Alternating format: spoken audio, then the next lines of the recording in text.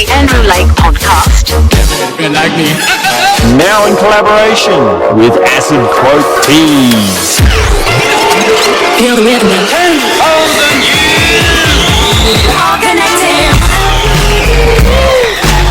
And right about now, you know what time it is. This is the time to feel good about yourself, to smile, brighten up your day, get out there, feel good, baby. This is the Andrew Lake Podcast. Ain't nothing like cosmic celebration. What a time to be alive. I cannot believe it. You know what I always ask myself? So often, I wonder, how did I get here? What happened? How much time has passed? And of course I have no answer to these questions. I have no idea what is going on in this big blue dream that we call life. And of course I can only marvel at the mysteriousness, at the magnificence, at the radiant glory of this planet.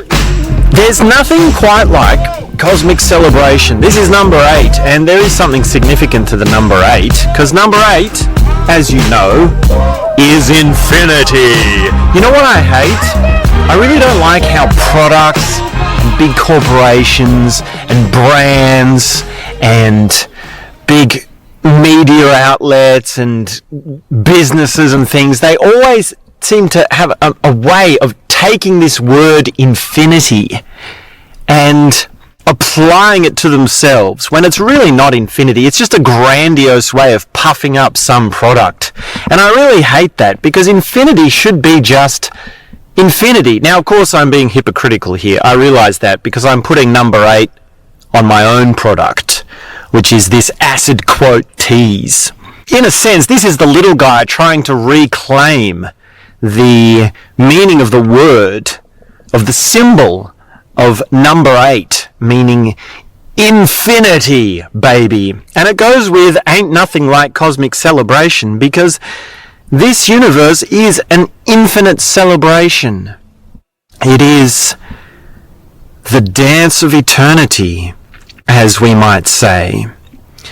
And existential realization is your birthright. It is your path to know that you are one in this cosmos, and to actually feel it and see it and sense it for yourself. That is your destiny. It is not something that is reserved for just a few people. It is for you. It is for me. It is for each of us. And each of us do have this. Everyone has a sense to some degree of this universe. We're alive, aren't we? We're here, aren't we?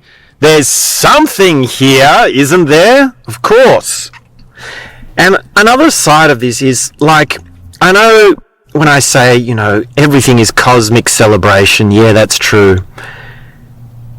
And I know, yeah, the other side of it, the dark side is there is pain, right? There is darkness in this world. Believe me, I'm no stranger to suffering.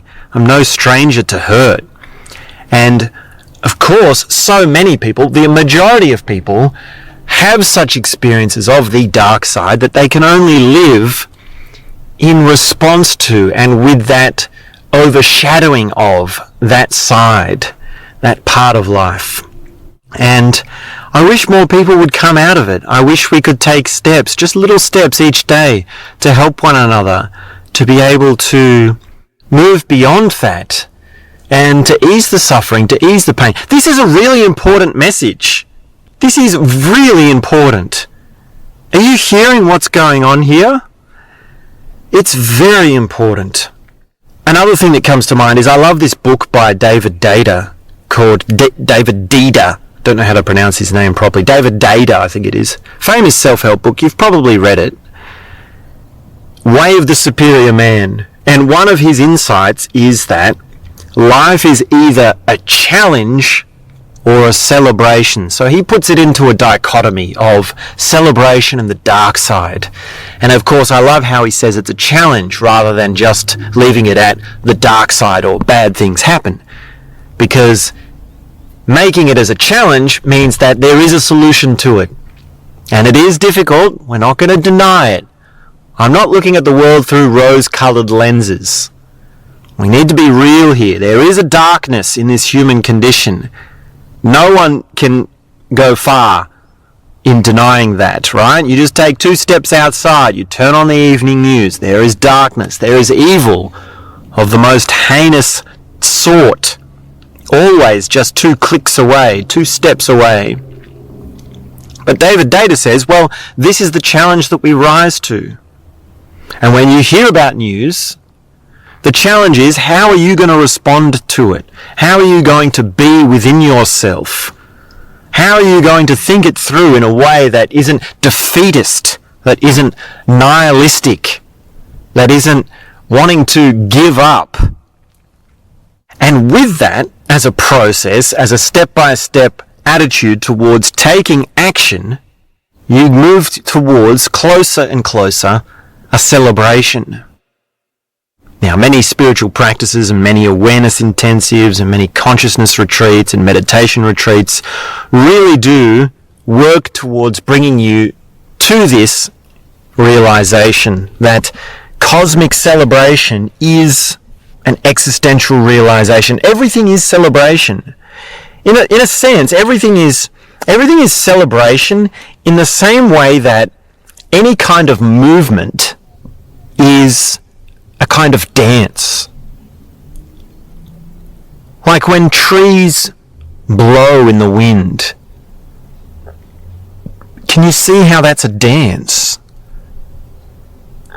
When someone walks the way that they walk, in any which way, can you see that that's not that far removed from a dance?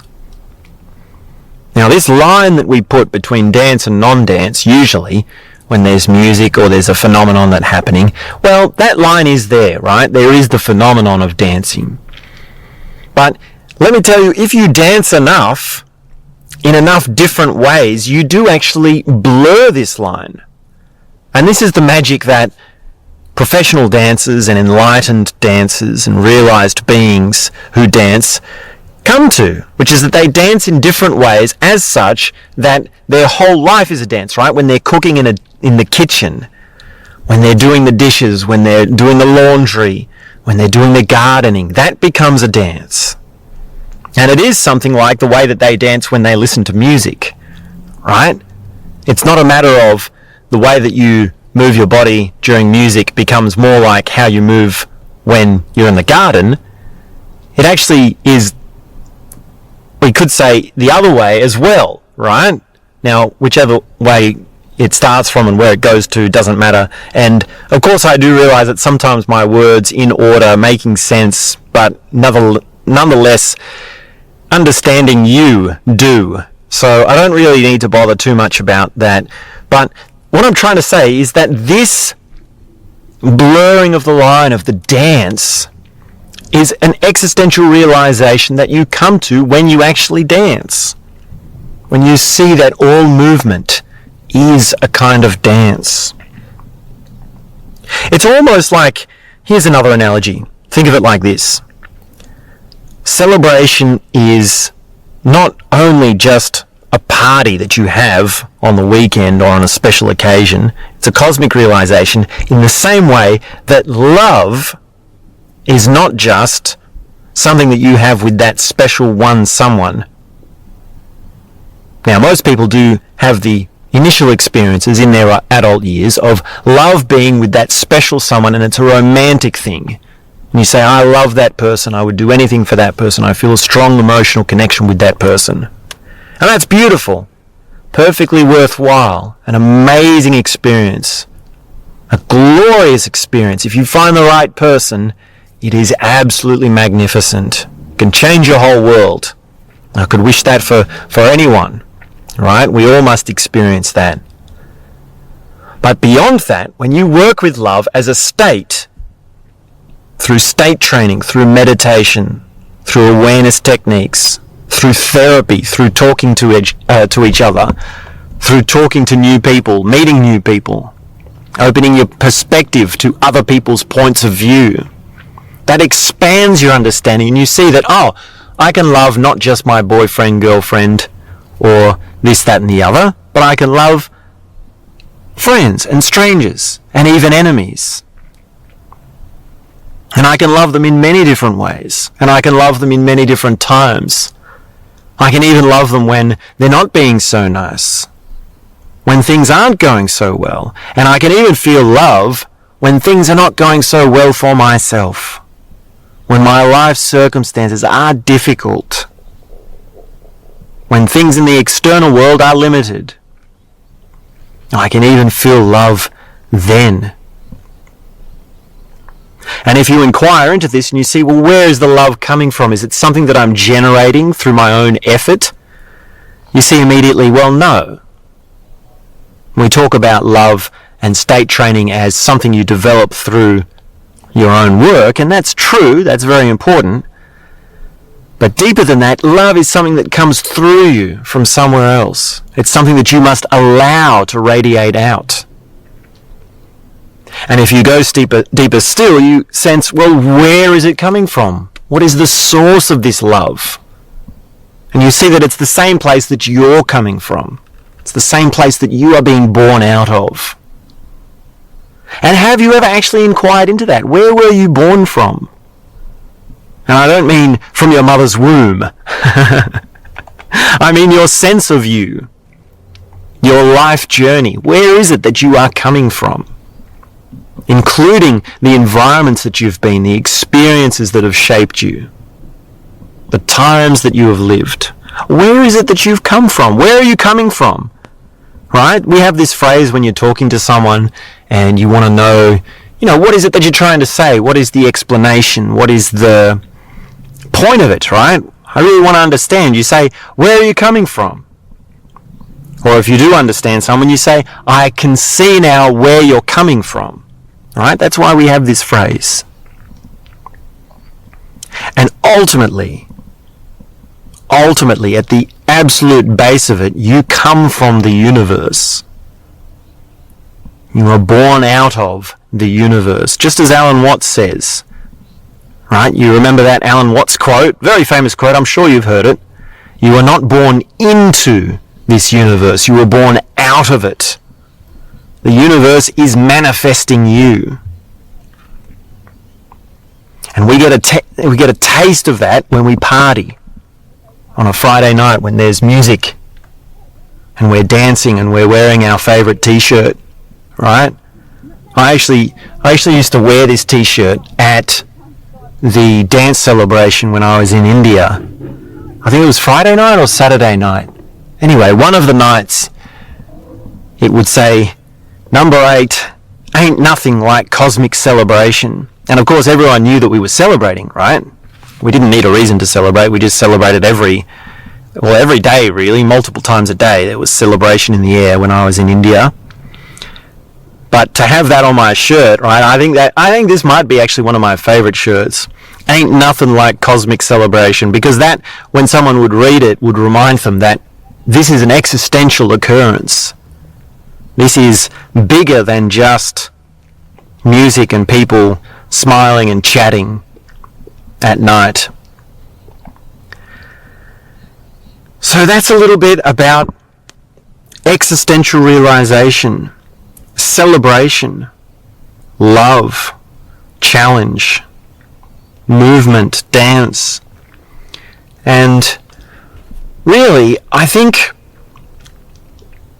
to put this into a kind of directive, it's like this. If you dance, or if you don't dance, that's like one step, right? That's like one difference. And that difference is huge. Like the difference between people that dance and the people that don't dance, that's massive. Right? It's a whole different like world that you live in. And what brings someone to make that change from being someone who doesn't dance, who never dances, to someone who does dance for the first time as an adult, first time in a very long time, well, that's a beautiful thing, right? Whatever it is that brings them to do that, whether it's being in a new environment or being in the right environment or meeting the right people, right? There's many different ways in which that can happen. But that is huge. Like, that is massive. That's like a breakthrough. That is a foundational shift between not dancing and dancing.